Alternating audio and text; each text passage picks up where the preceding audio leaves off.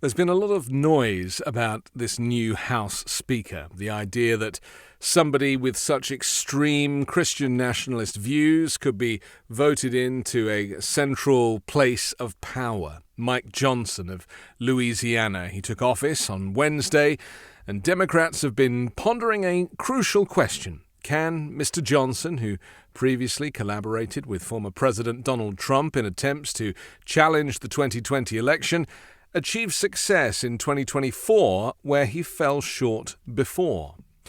The Speaker role, it's second in line to the presidency, and it carries significant authority in shaping the House's operations.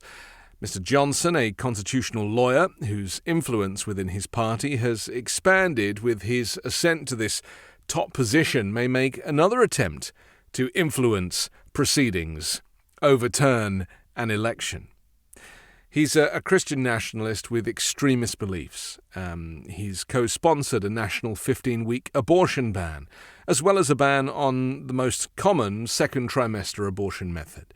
He also co-sponsored bills to strip Planned Parenthood of federal funding, to force providers to tell women that they may be able to reverse their abortions, a claim unproven by science, and to make it a federal crime to transport a minor across state lines for a legal abortion without telling that minor's parents. Mike Johnson backed a bill that would have established that life begins at conception and redefined fetuses as human beings. So-called parenthood bills could upend vast swathes of U.S. law. Roe v. Wade gave constitutional cover to the elective killing of unborn children in America, period. You think about the implications of that on the economy. We're all struggling here to cover the bases of Social Security and Medicare and Medicaid and all the rest. If we had all those able-bodied workers in the economy, we wouldn't be going upside down and toppling over like this. Listen, the gentleman, I will not yield. I will not. Well, before arriving at the House of Representatives, Mike Johnson worked as an attorney for the Alliance Defending Freedom, a powerhouse of a Christian law firm and the organization behind much of the modern anti-abortion movement's legal strategy. The group drafted model legislation that led to a 15-week abortion ban in Mississippi, which ultimately was at the heart of the case used to overturn Roe v. Wade. And in addition to being anti-abortion, he also introduced federal legislation modeled on Florida's Don't Say Gay bill and has been opposed to gender-affirming care. Now, I moved to the United States as a naive European, I guess. I foolishly thought that the US was leading the charge on change, growth, openness, humanity, and kindness. I mean, Obama was the president at the time, and I thought that with that came a huge movement of progress. But it became clear to me that actually half the voting public were not happy about Barack Obama being the president because of the color of his skin, amongst other things. And this idea of liberalism, which is something that is normal throughout Europe, the idea that women have access to healthcare is normal. And reversing Roe takes the country back 50 years, and I just cannot see anyone even suggesting it in the UK or Europe. Because, these countries recognize that we are hopefully all equal. Male, female, gay, straight, trans, cis, it's irrelevant. But the US, unfortunately, is starting to elect people who actually have very different views.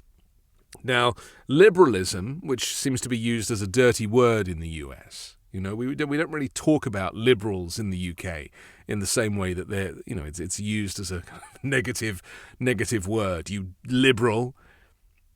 Liberalism is normal as an ideology. It places a strong emphasis on individual freedom and civil rights and the rule of law. It advocates for safeguarding individual liberty through government assurances of civil rights and freedoms and responsibilities with society. A key principle of liberalism is the notion that governments should minimize their intervention in economic activities, focusing primarily on enforcing contracts and property rights and market regulations that promote healthy competition. Now, the thing is, a lot of that sounds like conservatism. And my point is that the liberalism and conservatism in a modern world, a capitalist world, aren't that far apart. But unfortunately, people like Mike Johnson are suggesting otherwise and are bringing about a Christian nationalist and extremist religious connotation to conversations that actually everybody, in my view, should be agreeing on. You know, liberalism champions the concept of equal rights for individuals, irrespective of factors such as race or gender or sexual orientation. And you know, gay people exist and trans people exist. There's 3 million trans people in the United States. It's normal. It's not a fringe thing. It's a normal part of humanity. People born in the wrong body. And yet people like Mike Johnson seem to think that you can pray away the gay. Liberalism promotes personal responsibility. It fosters a merit-based society where individuals can achieve success through hard work. Sound familiar? Yeah, sounds like traditional conservatism. But the point is that Mike Johnson and his people, the MAGA Republicans, the Freedom Caucus, whatever you want to call it, they actually are not traditional conservatives. And their extremism, their religious extremism, is actually something that does not anymore sit within the boundaries of normality. And yet, they talk about it as if that should be the status quo for America. They changed the definition of marriage that had been regarded by basically every human society for 5,000 years, but when 5 justices on the Supreme Court changed it, that became the law of the land. Now, central to liberal values are respect for human dignity, individual autonomy, the free exchange of ideas and goods, and equality under law, justice tempered by mercy and compassion, social inclusion, environmental stewardship, international cooperation, and a strong commitment to democracy. Again, the new Speaker of the House was instrumental in denying Joe Biden's win in 2020 and did not vote to ratify Joe Biden's win. In liberal democracies, citizens are granted the right to actively participate in the political process, including voting. And it doesn't matter how you vote. Early voting, mail-in voting, ballot box voting, lining up at a polling place, it's irrelevant. As many people as possible should be encouraged to vote, not trying to control the vote or reducing polling places or having strict rules on who can and can't vote. Everyone should vote. This is the whole point. And that is a true democracy, but that is not something that Mike Johnson advocates for. And this is something now that the Republican Party are pushing, trying to prevent people from voting. They know that the more people that vote, the less chance they have of winning. And the reason for that is because the majority of America does not support their extremist views, are not the religious far right. Voting and expressing your opinions through speech and peaceful protest is normal. You know, nations typically provide a wide range of civil liberties, including freedom of religion, freedom of speech, freedom of the press. But the extent to which these liberties are upheld can vary from country to country due to factors such as constitutional protections and cultural acceptance. And the United States, unfortunately, has fallen down under the Donald Trump presidency, referring to the media as the enemy of the people and wanting to denigrate the free press. Sweden is often recognized as the world's most liberal country. It boasts a liberal democracy index of 0.878. Now, this high ranking reflects Sweden's unwavering dedication to human rights and individual freedoms, freedom of speech, religion, access to education and healthcare for all its citizens. Why wouldn't you want that? Unless you were trying to tightly control society and control, whether it be about women's access to healthcare or whether or not people can study or read certain books. It doesn't sound like freedom to me. It actually sounds like the communism that Republicans would have you think that Democrats are. Sweden has a history of progressive legislation regarding gender equality, LGBTQ rights, along with a welcoming attitude towards refugees and immigrants, like the United States used to. The United States was built by immigrants and slaves. The whole US is here because of that. And yet now, the right talk about immigrants as if they are criminals and rapists and drug dealers, and it simply isn't true. Sweden has a robust welfare system. It ensures support for its citizens regardless of their socio-economic background. Egalitarianism is a core value in Sweden, providing equal education opportunities and job prospects irrespective of race or of gender.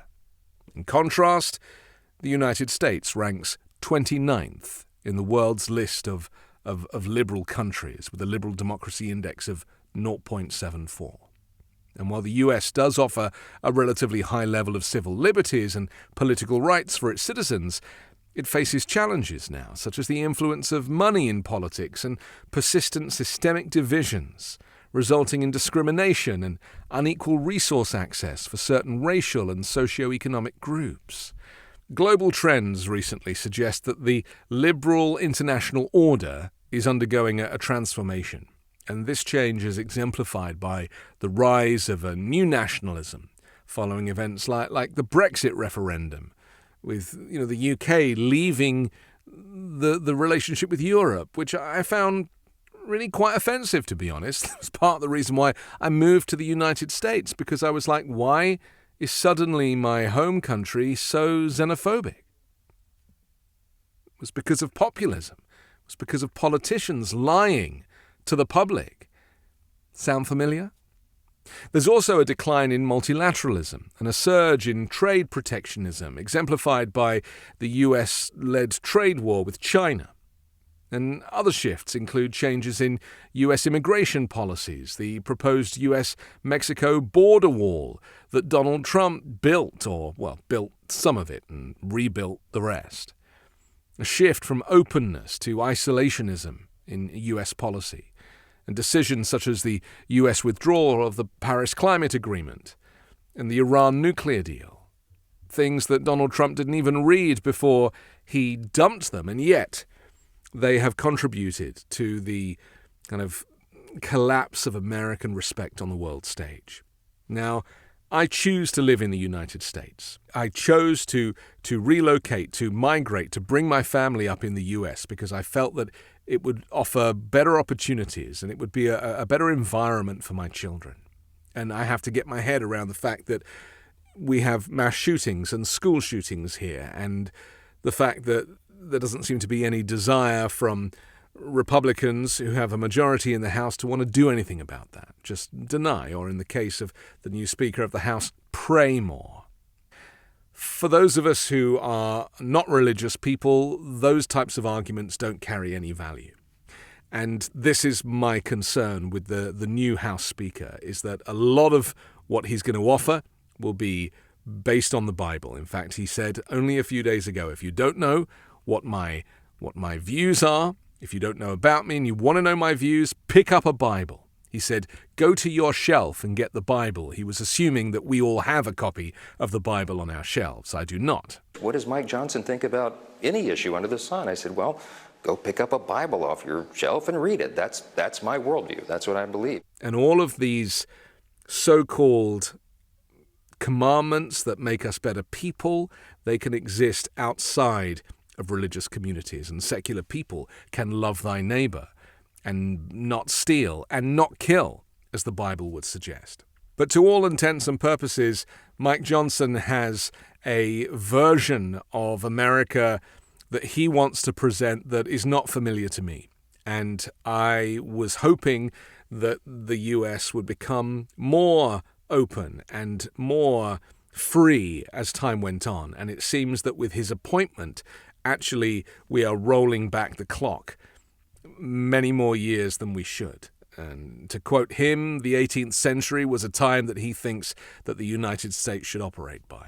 And to quote Mike Johnson, he suggests that the 18th century is really the point at which we should kind of reference all of our laws. And this is really, how America should be run today, based on the writings, the teachings, and the founders of the 18th century. You bigot, can't you be a little more open-minded? Come on, that's so like 18th century.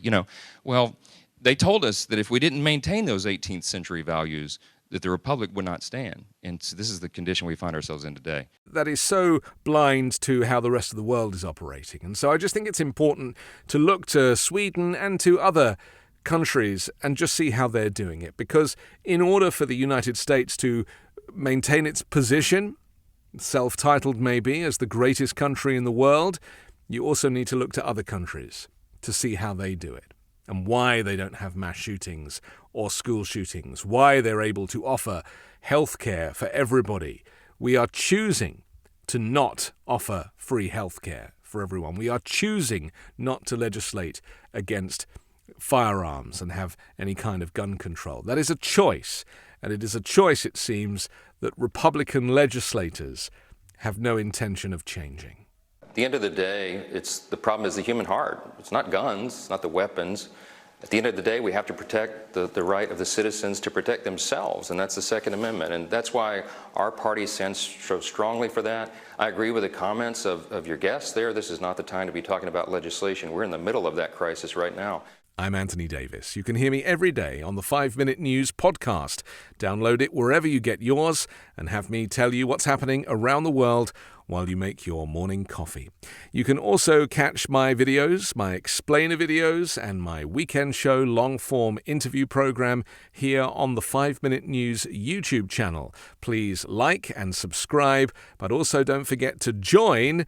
And by clicking join, from just $2.99 a month, you can become part of the 5 Minute News community. Join me for live Q&As and communicate with me whenever you like as an exclusive member of 5 Minute News.